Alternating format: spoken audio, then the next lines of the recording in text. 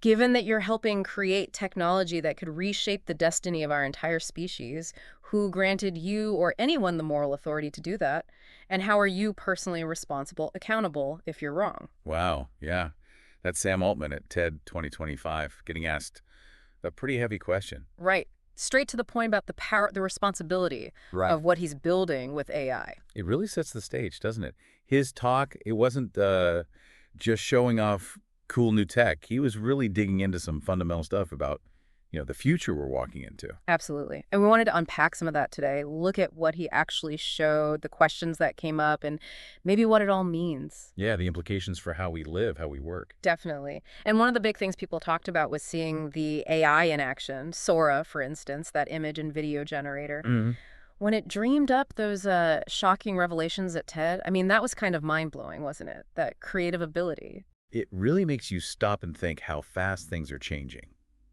And then there was that diagram it made, trying to show the difference between intelligence and consciousness. Right. Whether you think it nailed it or not, it shows like a serious ambition to tackle really complex ideas.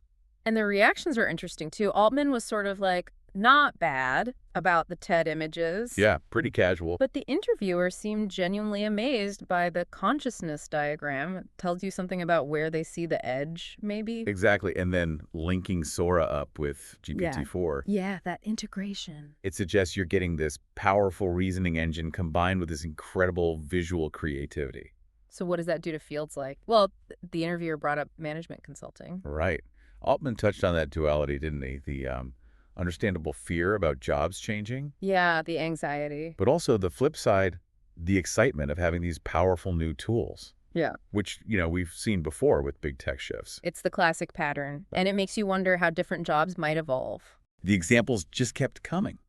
That Charlie Brown image, thinking about being an AI, That had a weird depth to it, yeah. The interviewer pointed that out. and just seeing how much better the AI writing keeps getting. It shows how fast these things are learning, refining. But he keeps bringing you back to that big question, the one everyone asks. Is it really thinking? Or is it just super good at spotting patterns and all that training data? That's the core mystery, isn't it? And Allman basically said, look, we don't know for sure if it's thinking like we do or just amazing pattern matching. Mhm. But then he asked, well, if the output is just as good as if it was thinking, does the how really matter for a lot of practical uses? Which is a challenging point, and it leads you right into that whole thorny area of copyright. Oh, yeah. IP. The interviewer definitely went there. Mentioned Charlie Brown again in that case with Carol Cadwalladr, her style being used without consent. Those examples really put a spotlight on the friction, legal fuzziness that's popping up everywhere. They really do. Altman talked about his belief in human creativity, that AI is a tool to boost that, let more people create. Sure, the amplification idea. But he also admitted that this kind of democratization of creativity probably means we'll need new economic models to make sure creators can still, make a living. But figuring out those models, wow, that seems incredibly complex. Totally. How do you pay people fairly when the AI learned from maybe millions of sources? Right. Or if someone asks for something in the style of a specific artist? Right. Even if you got permission somehow, just tracking it all, splitting the money. It sounds like a nightmare. Altman did mention what OpenAI is doing now, their current policy. Yeah, like not doing images in the style of living artists, avoiding copying songs directly. It shows they're aware, they're trying to draw some lines, at least for the moment. But you feel that tension underneath, right? Yeah. Artists worried about their work being stolen or cheapened. Understandably. Versus others who are excited, seeing AI as a collaborator, a way to do new things. And Altman's idea about maybe sharing revenue based on the prompts people use.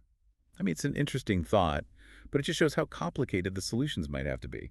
It feels like very early days for figuring all this out, creatively, economically. Definitely. Then the talk shifted gears a bit towards competition. Open source models, groups like DeepSeek. The interviewer called it a battle, asked if OpenAI felt threatened. And Altman's answer was pretty interesting. He acknowledged open source is valuable, important. And then said OpenAI plans to release its own powerful open source model. Yeah, something close to their top tier stuff. They even had a community session to talk about what it should be like. That's a big step. He did admit there are risks making powerful AI so widely available. Of course, misuse is always a concern. But deciding to do it anyway, It suggests they see open source as, I don't know, maybe essential to the whole ecosystem, maybe even helpful for safety in the long run. Could be. The interviewer then brought up the money factor. OpenAI's massive investment versus open source projects. Does all that cash guarantee a better model? Especially when ChatGPT took off so fast, despite all the competition. Altman conceded they have challenges, like just getting enough computing power for their, what was it, 500 million weekly At users? half a billion, yeah. That's staggering. But he sounded confident overall. Hmm. Said it's not just about the model, it's about the whole product, the integration, the user experience. Which kind of leads into personalization, right? How we interact with AI going forward. That new memory feature where ChatGPT learns about you over time. Yeah, that feels like a big shift. Altman painted this picture of AI becoming more integrated, proactive, almost like an extension of yourself. A bit like the AI in the movie Her, maybe, Right. proactively helping out. That's what came to my mind too. And the interviewer saying they are shocked by how much ChatGPT already knew about them. Right. That makes it feel real. It's moving from just a tool you ask questions to something that kind of knows you, understands your context, what you might need. Suggests a future where AI support could be way more subtle, more helpful.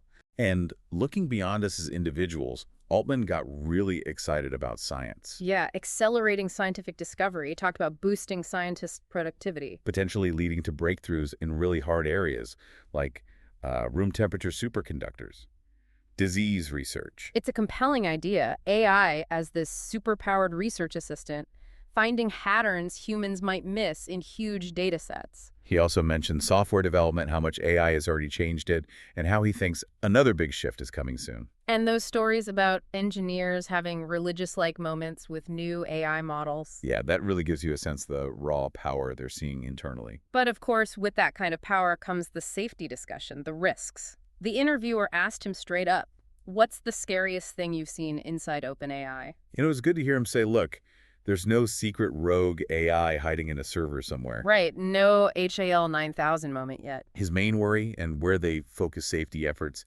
is misuse, bioterrorism, cybersecurity, those kinds of things. And also that longer-term risk, AI improving itself, potentially getting out of control. He specifically separated those big risks from, say, the immediate worry about disinformation. Yeah. Different categories of concern. And having that preparedness framework, their process for trying to catch risks before releasing models seems pretty crucial. Absolutely. The interviewer did bring up the people who left the safety team, the different opinions on how best to do safety. Which Altman acknowledged. He pointed to their safety record so far, but also warned, past success doesn't guarantee future safety. Especially when the power is growing exponentially. That's the key challenge. He framed it as an iterative process. You deploy, you learn, you adjust. Which then got into that whole AGI debate, artificial general intelligence, and agentic AI. Yeah, the interviewer pointed out rightly that nobody seems to agree on what AGI even is, and why aren't models like ChatGPT already considered AGI? Altman offered a useful distinction. He said current models, they're amazing, but they can't, learn continuously on their own Right. or do any knowledge job a human can. They can't self-correct fundamentally or discover totally new science by themselves. Exactly. And he admitted even within OpenAI, there's no single definition everyone signs up for. But he kind of steered away from waiting for some big AGI moment. Said the focus should be on the steady increase in capability and building in safety all along the way. Which makes sense. Yeah. And that led to talking about agentic AI. Right, AI that can pursue goals on its own without constant hand-holding. He mentioned their operator feature as an early taste of that. But the potential risks there are obvious, right? Right. As the interviewer said, you might hesitate to give an AI your credit card to book dinner. There's a trust gap. A big one.